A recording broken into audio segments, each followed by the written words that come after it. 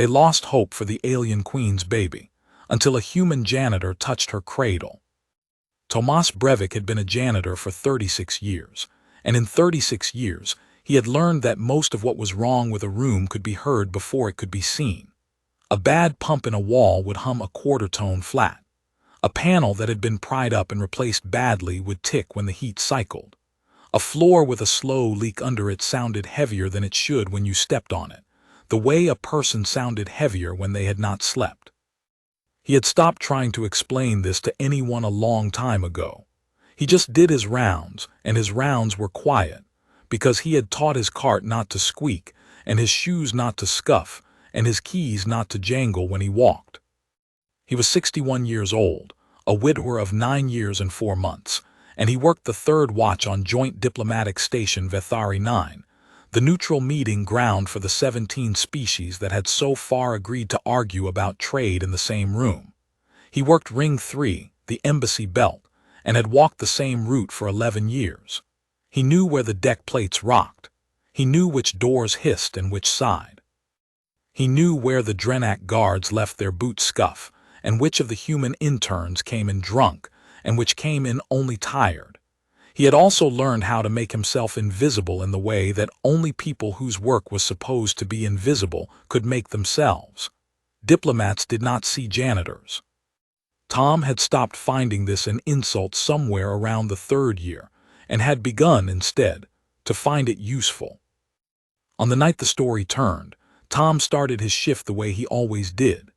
He came down to Service Bay 11, pulled the cart out of its charging slot, and restocked his trays, dry pads, damp pads, multi-surface solvent, the silvered enzyme cleaner he used on the Drenak quarters, polished cloths, and his small palm spray of the new coating they had started putting down 6 weeks ago. BX 417, the label said, in white block letters on a charcoal gray bottle. He filled his rinse bin and started up the service corridor. He had not yet noticed that anything was wrong. He went through his first 2 hours the way he always did. Pantry 2, Pantry 3, the Beltarish suite which was empty tonight because the delegation had gone down station to argue about textile tariffs. The Drenak corridor, where one of the door panels needed a polish along the edge because someone had leaned against it for a long time and left the print of an oily shoulder. The Muhelen suite, which never needed much because the Muhelen were fastidious to the point of self-injury, and would have done his job for him if station regulations had allowed it. He worked his way around the curve of the ring and arrived at the Sethran embassy at 01:15.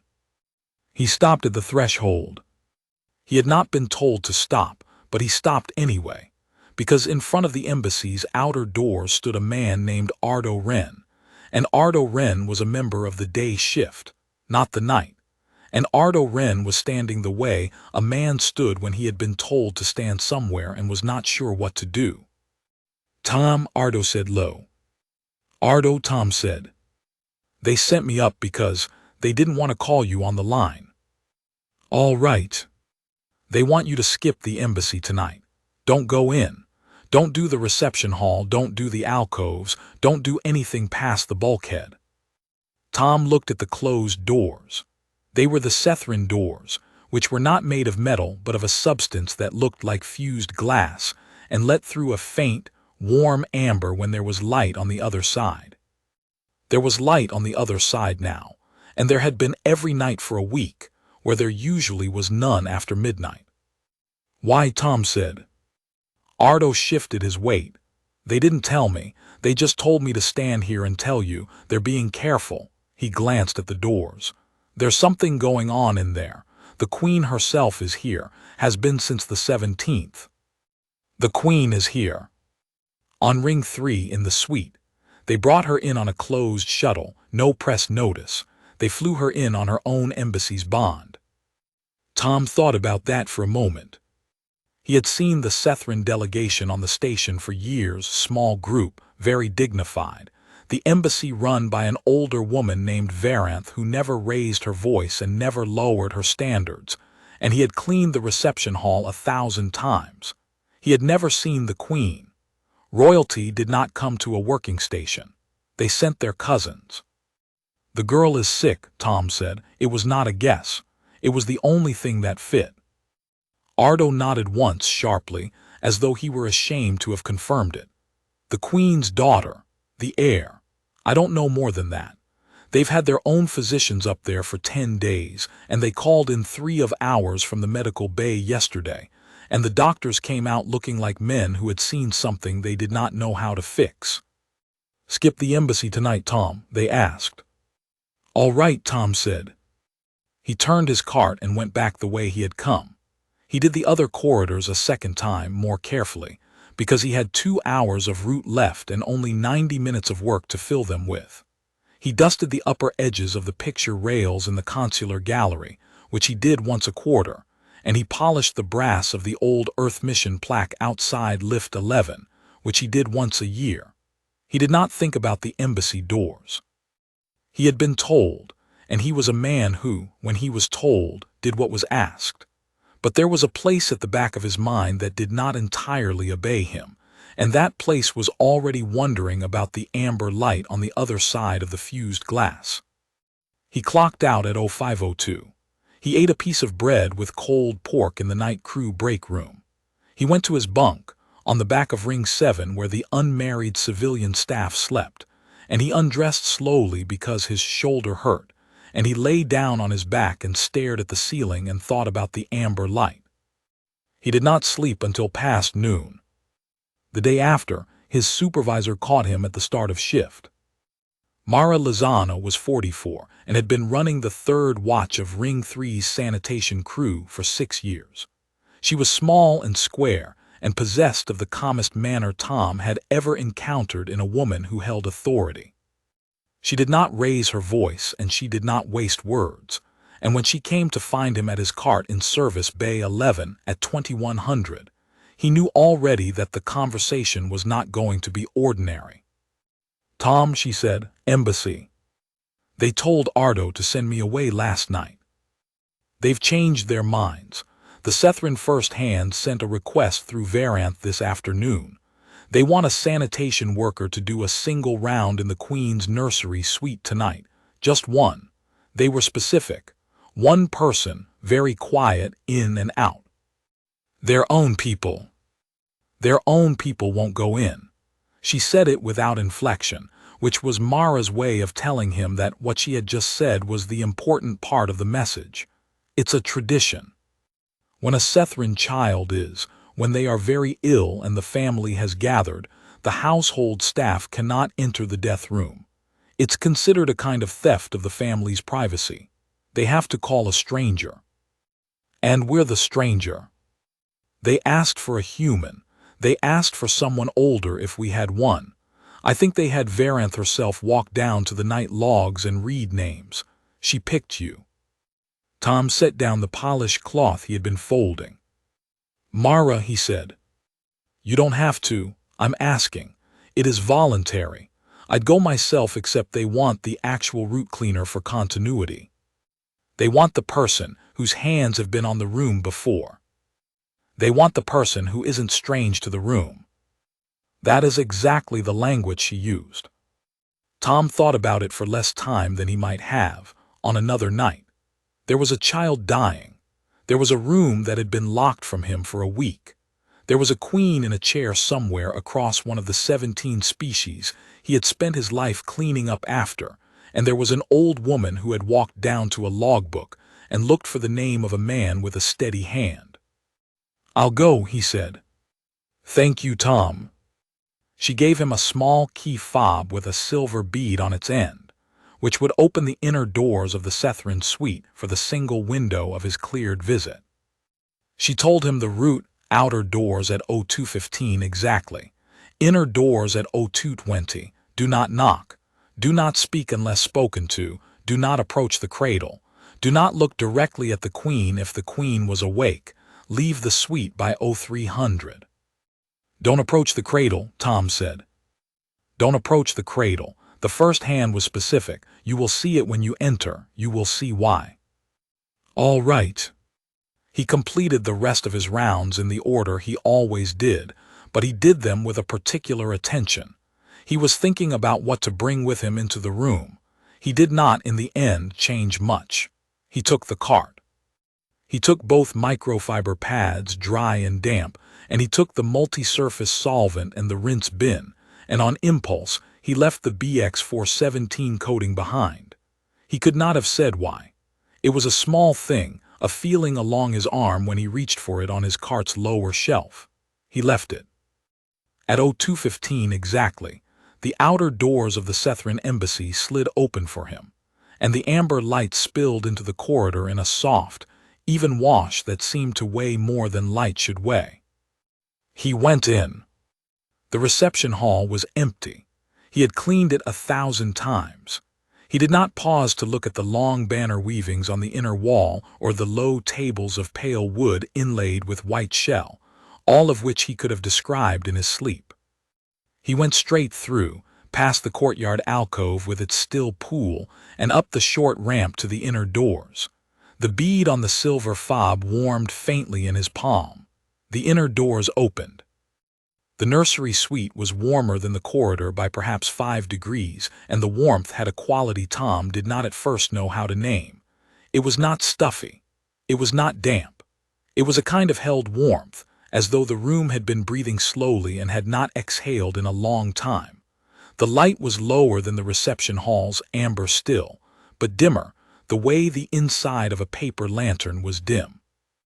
Across the room, against the far wall, sat a chair of pale wood with a high curved back, and in the chair sat a woman. He did not look at her, because he had been told. But he saw, with the side of his face, the way a man saw something he had been told not to see, that she was tall even sitting, and that her hair was long and silver and braided in a fashion he did not know, and that her skin where her hand rested on the arm of the chair was pale and faintly iridescent, holding traces of green and blue and rose the way the inside of an oyster shell did. She wore a long robe of gray, undecorated. She was very still. Beside the chair, perhaps 3 steps from her, stood the cradle. He had been told he would see it, and he had been told he would understand why he had been told not to approach it, and both of those things were true. The cradle was made of a crystalline lattice he could not have named, half clear and half pearled, and inside it lay a child no larger than a loaf of bread. The child's skin had the same iridescent quality as the woman's, but it was duller. It was the dullness, Tom thought, of a pearl that has not been worn against skin for a long time. The child's eyes were closed. She did not move.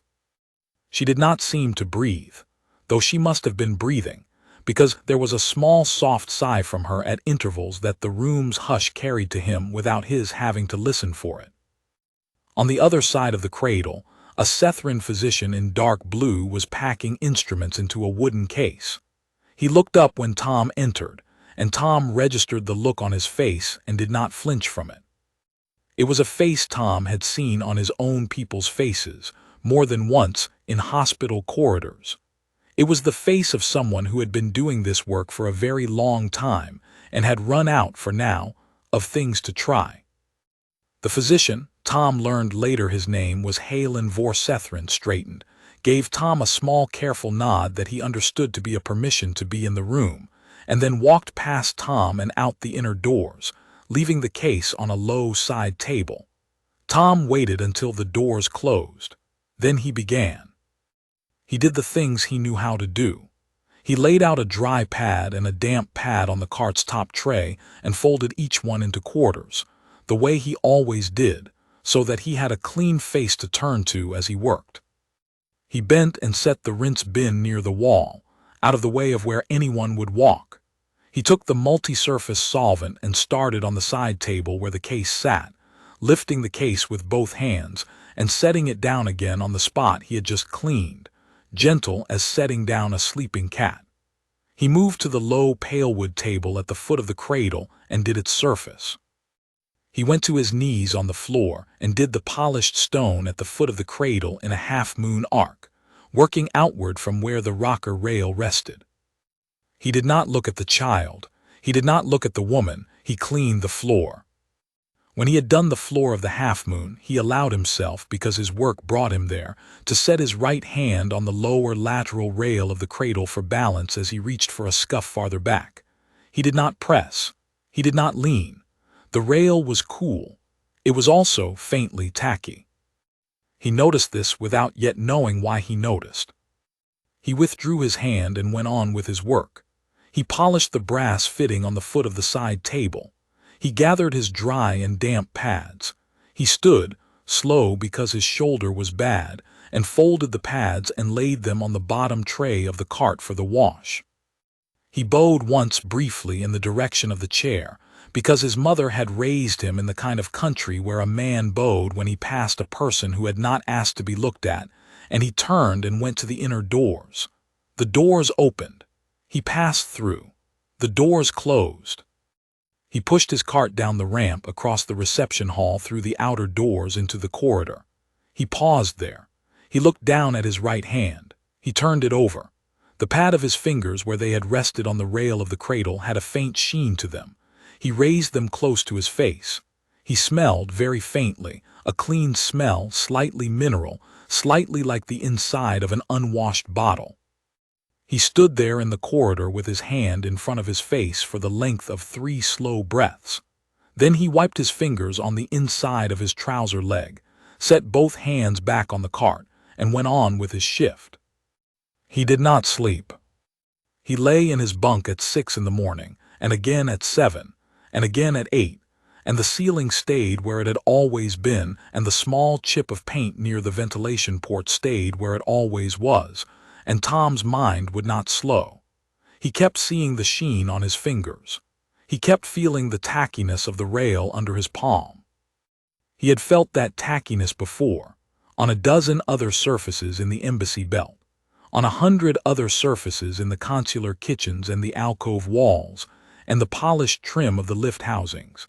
On every surface he had himself wiped down with the small palm spray of BX417 over the last 6 weeks. At 10 in the morning he gave up. He got dressed. He took the lift down to Service Bay 11 and used his pass to get into the supply cage and pulled out the requisition log on the wall slate, and he scrolled back through the entries. BX309 had been the standard antimicrobial coating on Vethari 9 since before Tom had arrived 11 years ago. It was a colorless, odorless film that you sprayed thinly over high-touch surfaces in any room with a multi-species occupancy and let it cure under ambient light. It dried clean. It did not have any feel to it at all. Tom had personally applied BX309 to 10,000 square meters of station surface over the years, and he could not have told you afterward where he had been. On the 20th of the 7th month, 6 weeks ago, station time, the entry in the log changed. The standing requisition switched from BX309 to BX417. The note from the supply officer said only, vendor change, approved cross-species, new formulation slightly improved adhesion and duration, no root changes required. Tom stood in the supply cage with the slate in his hands for a long time. He found himself working backwards on a list. The Sethran embassy had been receiving the new coding from the 22nd on. The Queen and her daughter had arrived at the embassy on the 17th of the 8th month, 26 days after the change. The child had been ill, according to Ardo, since the 18th, 1 day after arrival. He did not know what BX417 was made of. He did not know what BX309 had been made of. He did not know what either of them did, beyond what the bottle said. He was a man who cleaned floors. He did not have the chemistry. But he knew that something in the new coating had a feel that the old one had not had, and he knew that a child who had been well had become unwell within 24 hours of entering a room that had been sprayed with it, and he knew that he himself had felt the tackiness of it on a cradle rail at 02:30 in the morning under his own right hand. He put the slate back on its hook. He went out into the corridor. He stood for a moment with both hands on the rim of his cart, which he had no business pushing during day shift, and he tried to think clearly. There was a woman he needed to talk to. Her name was Annika Way, and she was the night shift chemist who ran quality control on the station's cleaning compounds and the secondary medical solvents. She worked out of a small office on E-deck, 3 rings inward and 4 floors down, and she came on at 2000 and went off at 0400. And Tom had brought her coffee twice and asked her to look at a bad batch of degreaser once, 3 years ago, and she had liked him because he had asked her the question in proper chemical units instead of saying, "The stuff is weird." He could not see her until the night. He went back to his bunk. He did not lie down. He sat at the small table where he ate his evening meal, and he opened his slate to the public access summaries of Sethran biology, the kind that any cooperative staff could read, and he read. He understood perhaps a tenth of what he read. The sentences were full of words that took him 5 minutes apiece to absorb. He moved very slowly. He drank tea. He went on. By 2 in the afternoon he had something.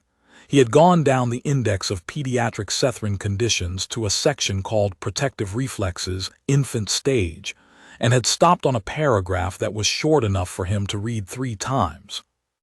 The paragraph said this: Sethran larval predators, which inhabited certain warm soil environments on the Sethran homeworld and occasionally found their way into nursery chambers in pre-modern centuries, secreted a fine silicate-based marker upon their forward thoraces and trailed it along surfaces as they moved.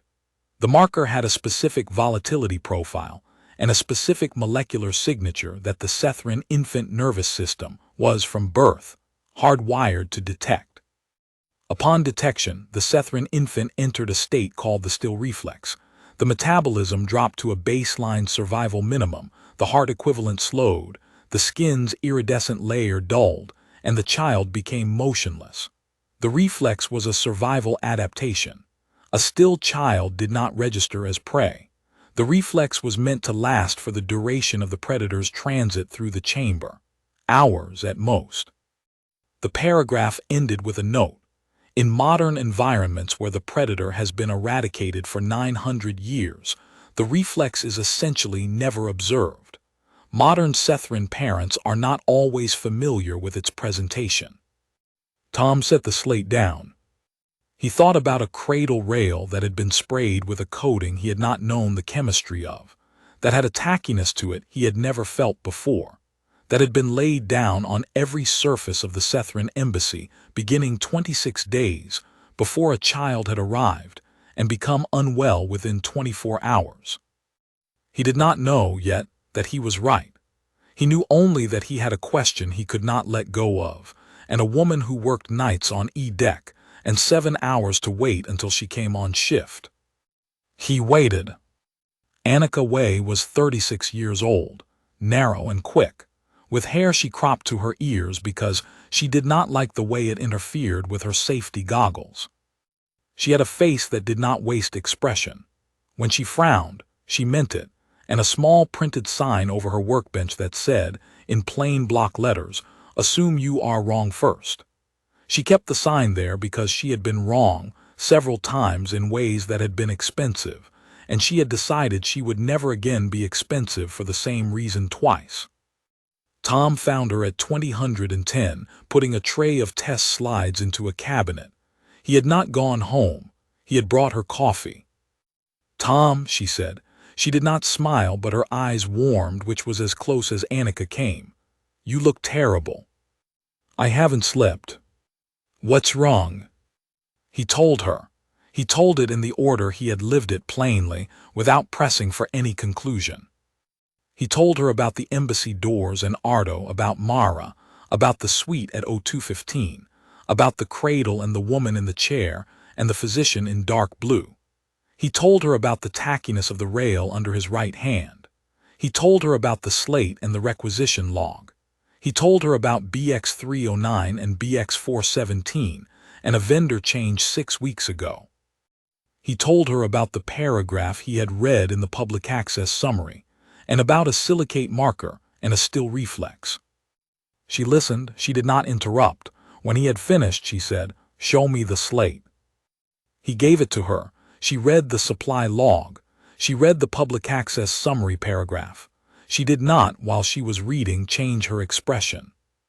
When she had finished, she looked at her workbench for a long time, and then she walked across her office and pulled down a binder from a high shelf, and she set the binder on the bench and opened it.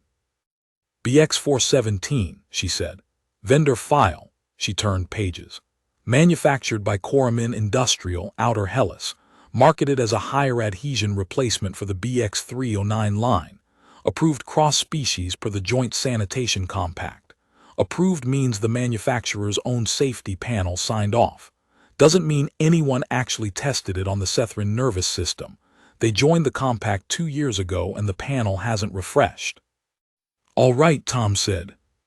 The formulation, she said, and she ran her finger down a column of small print, is a polysiloxane base with a trace silicate dispersant. The dispersant is what gives the coating the longer adhesion.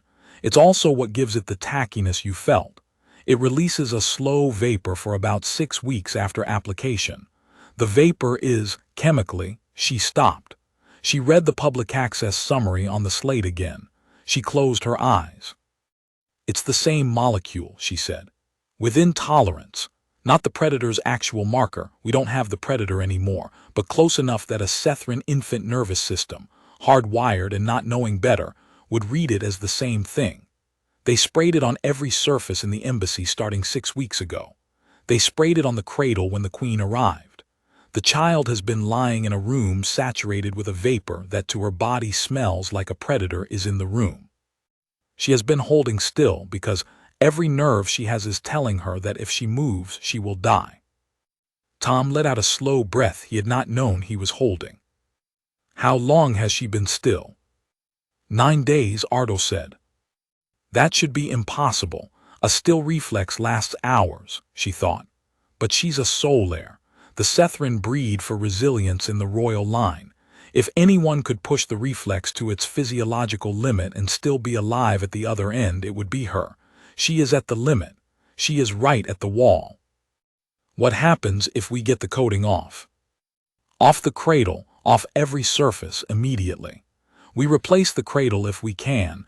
There's a porous layer near the contact rail that will keep out gassing for days even if we strip the surface. We ventilate the suite. We bring her into a clean room in the meantime, and then we wait. She looked at him. If we are not too late, the reflex releases, the metabolism rises, the iridescence returns, hours once the trigger is gone. You're sure? 90%. The other 10% is the difference between knowing and being right. I need a swab from that rail. I need a vapor sample from the suite. 20 minutes with my reader. If we can do those things in the next 2 hours, I will know. Tom looked at the clock above her bench. Mara cleared me into the suite at 02:15. I have, Tom said, a key fob with a silver bead on the end of it. It is good only for tonight. The first hand walked down to my night log and asked for me by name. We are not going to wait 4 hours. Annika looked at him. She closed the binder. Get your cart, she said. He went back to the embassy ahead of his clearance window, and he went the way a man went who had been asked to come and had not been told he could not come early.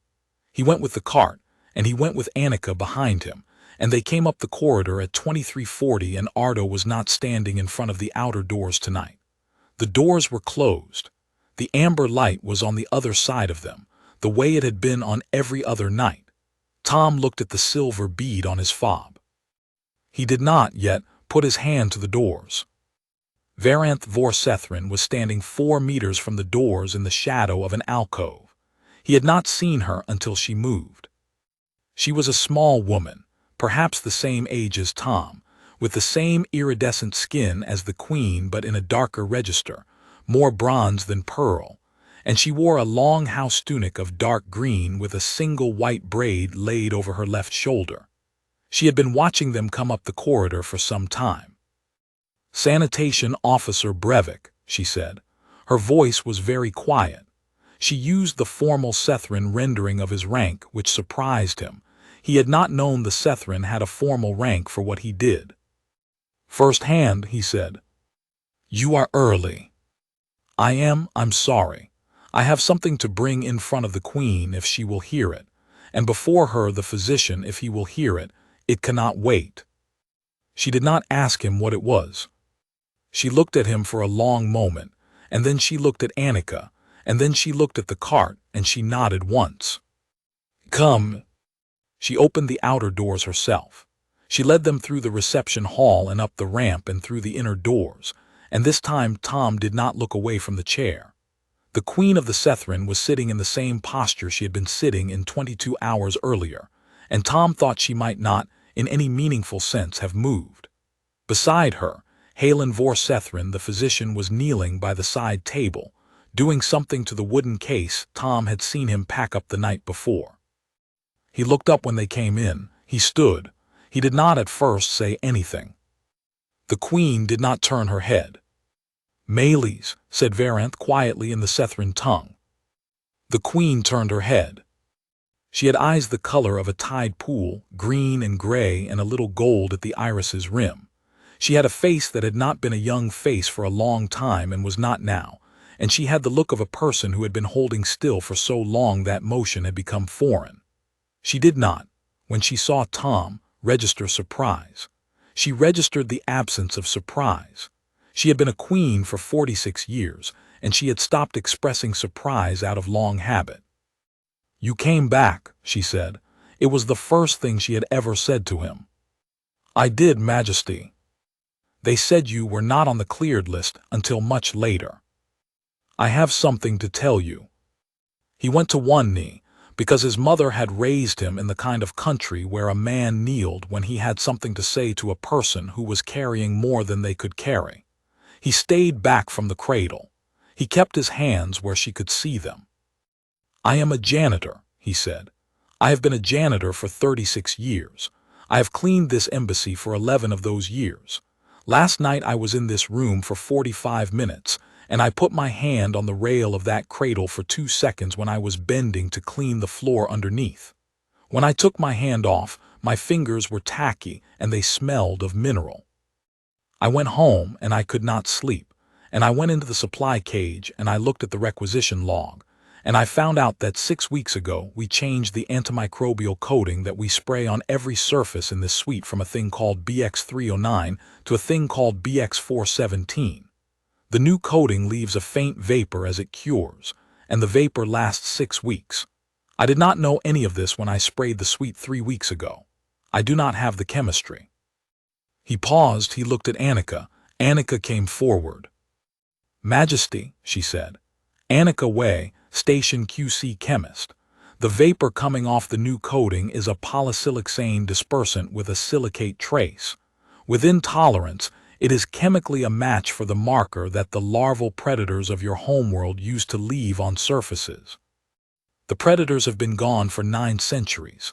The molecule is gone, too, in nature. We brought it back without knowing what we were bringing back. We sprayed it on every surface in this room, and we sprayed it on the cradle, and we sprayed it on the rail your daughter's body has been pressed against for 11 days. She stopped. She did not finish the sentence. She did not have to.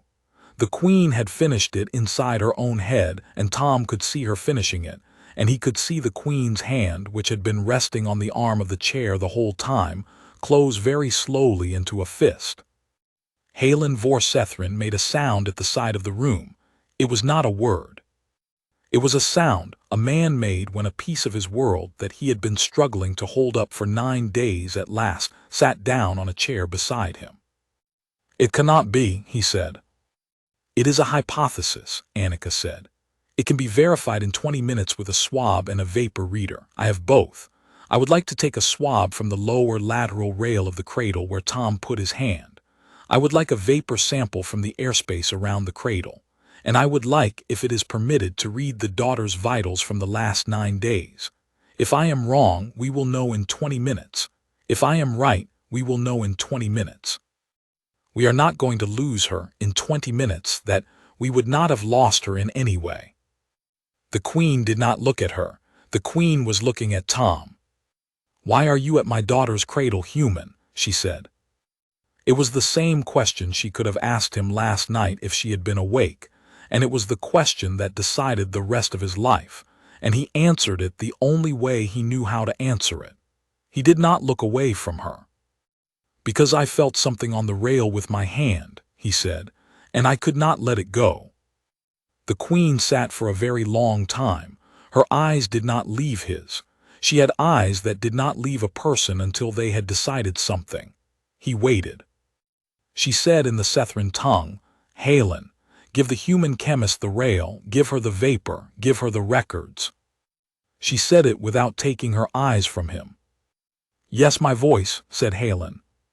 It took Annika 19 minutes. She swabbed the rail in 3 places. She took a vapor sample at 3 heights above the cradle. She fed both into the small reader she had brought in her shoulder bag, which Tom had not known she owned, and which he later learned she had bought with her own savings because the station's own reader was 8 years out of date and would not have caught the silicate trace. She compared the readout to the molecular signature in the Sethran public summary of the larval predator's marker. She compared it to the manufacturer's spec sheet for BX417's vapor profile. She turned the reader so that Halen and Varanth could see the screen. "Within tolerance on both axes," she said. "The match is closer to the predator marker than to the manufacturer's own intended dispersant. They got the dispersant wrong at the factory. They put it out anyway because their safety panel did not have a Sethran on it." Halen did not say anything. He sat down on the low side table, the one with the wooden case on it.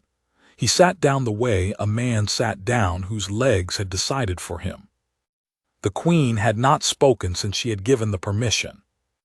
Tom said, "There are 3 drums of the old coating, BX309, in supply storage on Ring 3. They were going to be sent back to the vendor for credit, but they have not been picked up.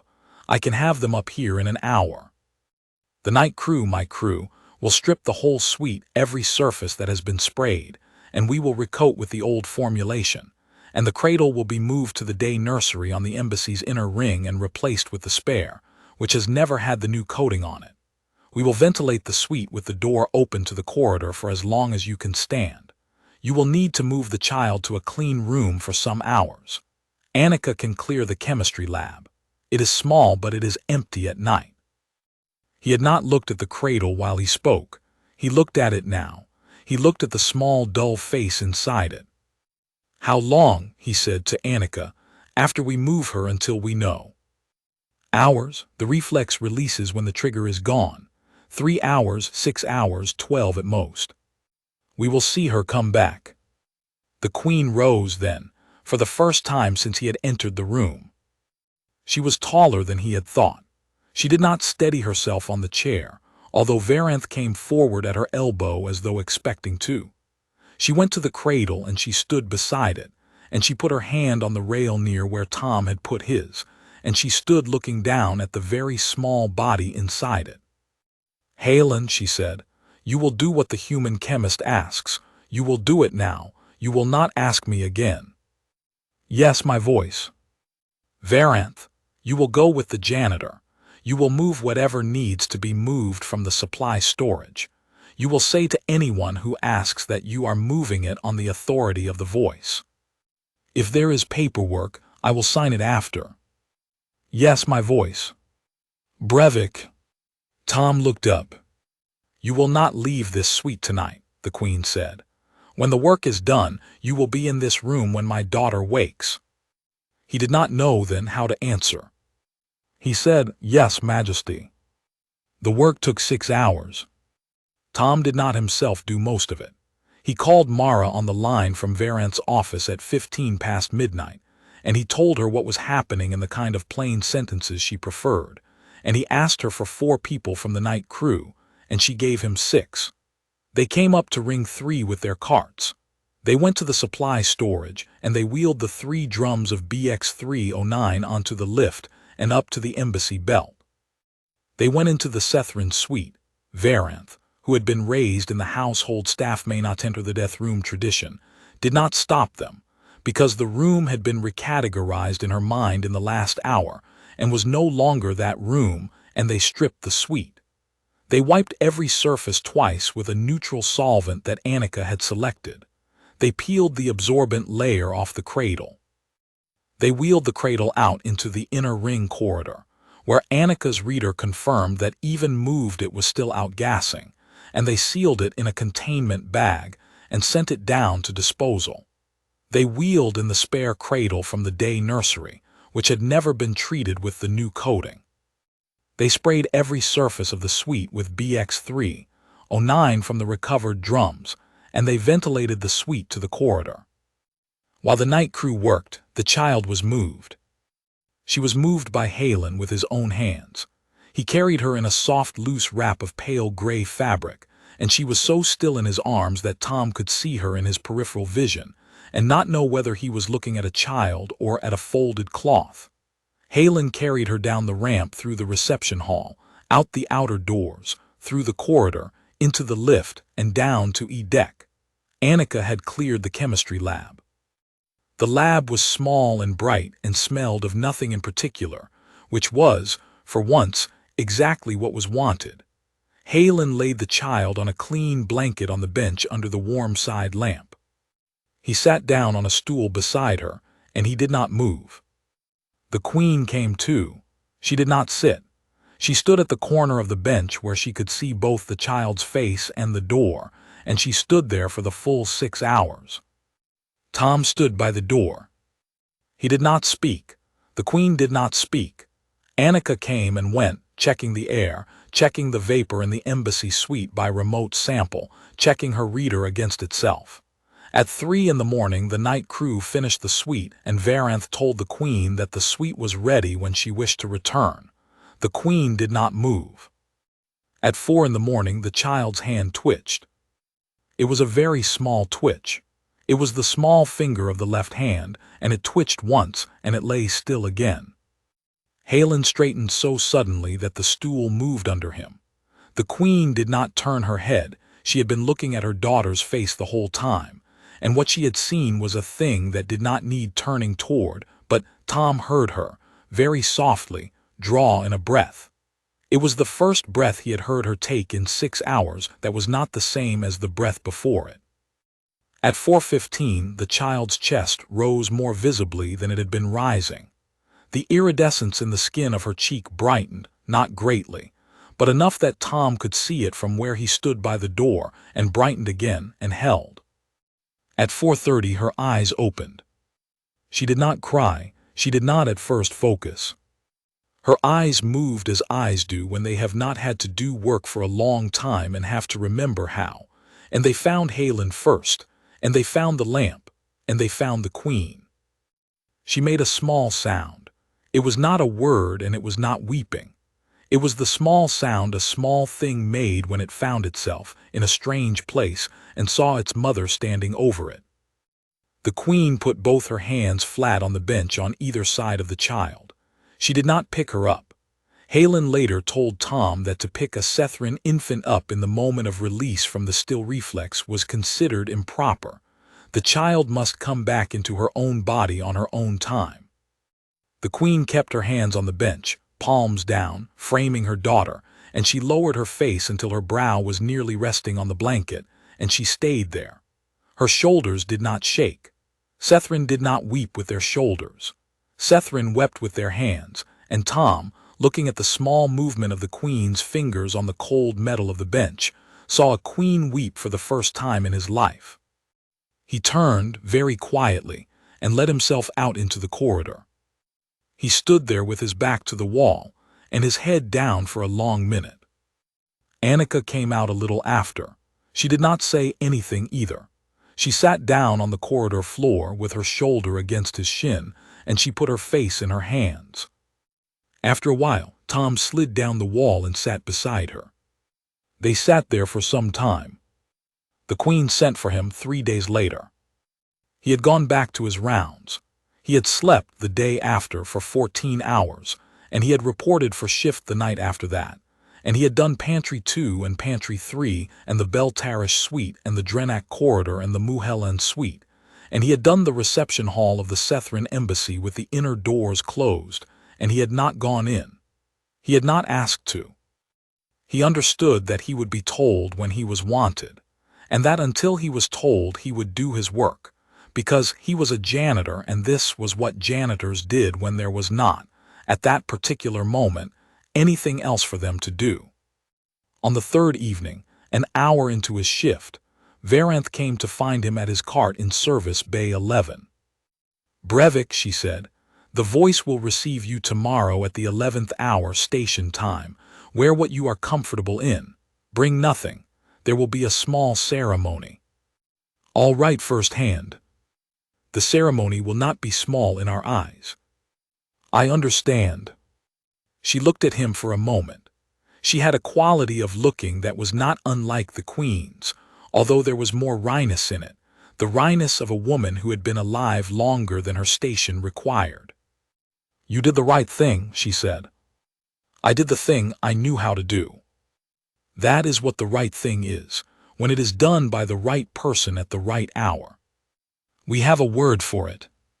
"What word?" "You will hear it tomorrow." She did not stay. She went back through the lift to the embassy belt, and Tom finished his shift and went home and did not sleep especially well, because he had never been to a ceremony in front of a queen. The next morning he wore his clean coveralls and his good boots and a button-down shirt his daughter had sent him from Mars 3 Christmases ago, which he had never had a reason to wear before. He arrived at the embassy's outer doors at 5 minutes to 11. Varanth opened them herself. The reception hall had been opened up. The low tables had been pushed to the walls, and the banner weavings had been turned to show their inner sides, which Tom had not, in 11 years of cleaning the hall, known had inner sides. The inner sides were paler than the outer, embroidered in white thread on white cloth in patterns he could not read. Standing along both sides of the hall were perhaps 30 Sethran. They were not delegation staff. They were people he had not seen before, older Sethran, almost all of them, in long house tunics of grays and dark greens, who stood very still and did not look at him as he came in, but who all, somehow, registered him. At the far end of the hall, on a low dais that he had also not known existed, because it had always been folded flat under the floor panels, stood the Queen. She was wearing court regalia. Tom had no vocabulary for it. There was a long silver overrobe with a high collar, and a band of pale braided cloth across her brow, and her hair had been brought up into a complex knot that her first hand must have spent hours on.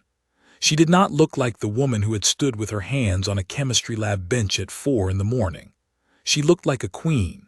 She also looked, Tom thought, very tired. In her arms, wrapped in a soft pale gray shawl, was her daughter.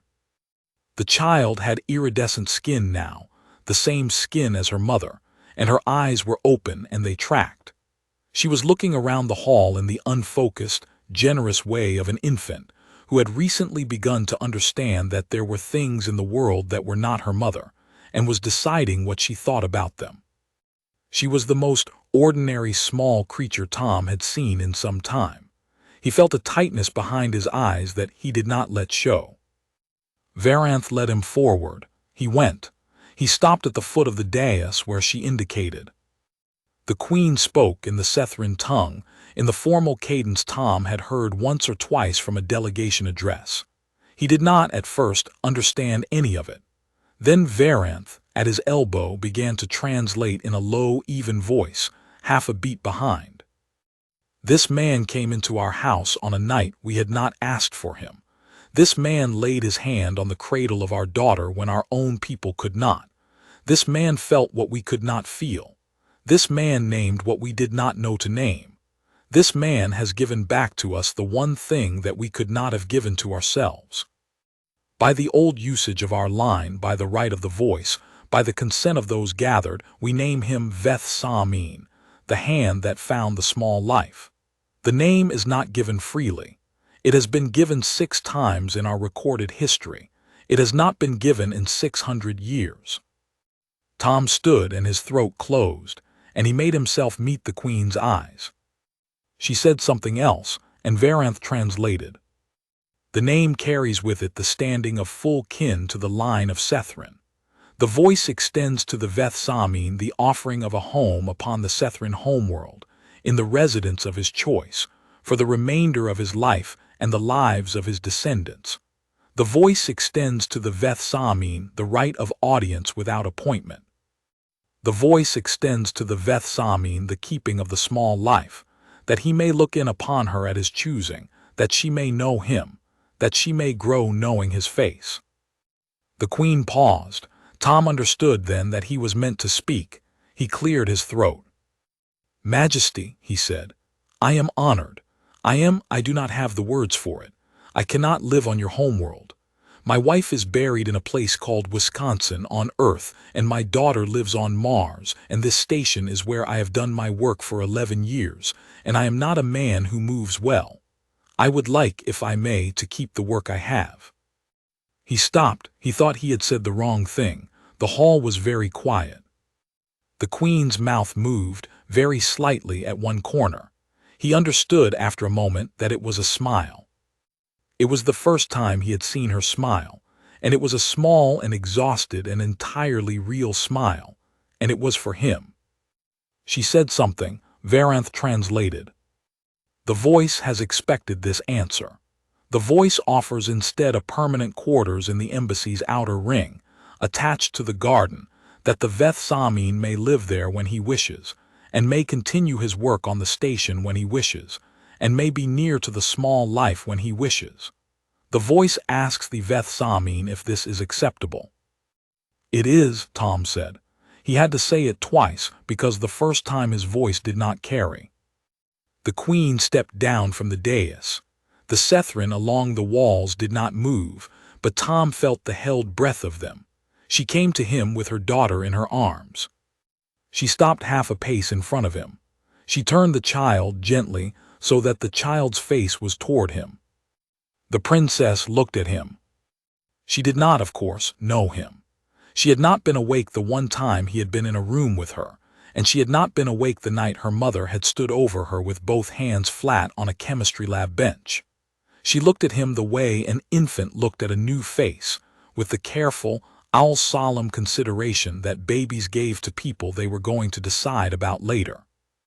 The queen said in plain trade tongue, "Tomas Brevik, this is my daughter. Her milk name is Leah. Her soul name will be given to her at the 7th month in the way of our people. She will know your face from this morning forward."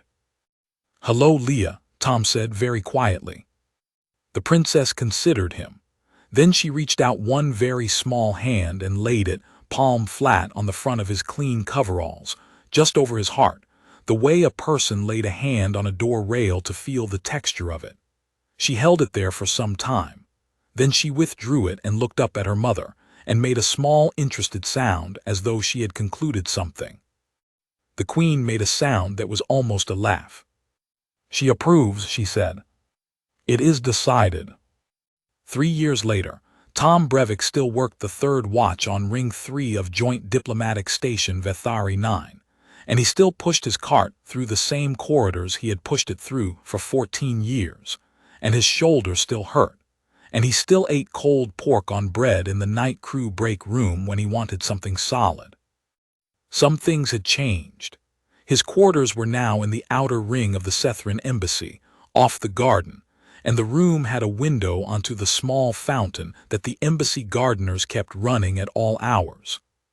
He had 2 soft chairs in his room, although he only ever sat in one of them, because the other one was kept for Varanth, who came by perhaps once a week to drink tea with him and talk about whatever neither of them had wanted to talk about with anyone else that week. He had a new set of cleaning supplies. The station had quietly replaced BX-417 with the old formula across all 12 rings, and a working group of 3 species chemists, Annika among them, had been formed to review all approved compounds against the biology of every species that had joined the cooperative compact in the last decade. The working group had so far caught 3 other problems Tom had not heard the details of. He had been told he was credited as the originator of the working group's mandate. He had not asked to be. At 0500 most mornings, when his shift ended, he walked out the back of the embassy belt to the garden ring, and he stood at the low railing under the willow-equivalent tree the Sethrin had brought from their homeworld in a sealed pot 10 years ago and had since grown into something that nearly touched the ceiling. He looked up at the 3rd-floor window of the Queen's apartments. Most mornings, around 0515, A small hand and a small face appeared in the window. The hand waved. He waved back. She was 3 years and 4 months old by his own people's reckoning, and her name now was Leasine Vorsethrin, the sole name having been given at the proper time. She had her mother's eyes and her own laugh. She had been to Earth twice, on state visits, and she had been to Mars once, on a private trip arranged by the Queen so that the Vethsamine's daughter might meet her, and Tom's daughter had sent him a photograph afterward of a small Sethran princess sitting on her kitchen floor playing with a plastic dinosaur. He kept the photograph in a frame above his door, where he saw it every time he came home. On the morning Leah's soul name had been given, the Queen had come out to him at the railing, in her ceremonial robe, before going into the ceremony. She had stood beside him for a moment without speaking. "You did not know who she was," she had said at last. "You did not know who I was. You were a man cleaning a floor and you put your hand on a rail and you felt a thing and you could not let it go. You were not trying to save a queen's child. You were not trying to win a name. You were doing your work and your work was the thing that saved her." He had not known what to say to that. He had thought of his wife, who had been buried in Wisconsin 9 years and 4 months ago, who had been a nurse, who had told him once in the 3rd year of their marriage that the people who did the work that nobody noticed were the people who held the world up. "Thank you, Majesty," he had said at last. "Thank you, Brevik," the Queen had said. She had gone into the ceremony. He had gone in too by the small side door, because he had been invited, and because the small princess had asked in her language where the man with the gentle hands was, and her mother had told her that the man with the gentle hands was on his way. On Vethari 9, on Ring 3, on the 3rd watch, the cart of Tomas Brevik moved through the embassy belt as quietly as it had moved for 14 years. The corridors were the same corridors. The doors were the same doors. The man pushing the cart was, by his own reckoning, the same man. He stopped sometimes at the cradles in the infirmary on Ring 5, when his rounds took him there for a quarterly polish, and he laid his hand on each rail before he started, and he stood for a moment with his palm flat on the metal, just to feel the texture of it. He did this with every cradle he passed in every room from then on for the rest of his life. He could not have explained to anyone who asked him exactly what he was checking for. But his hands knew.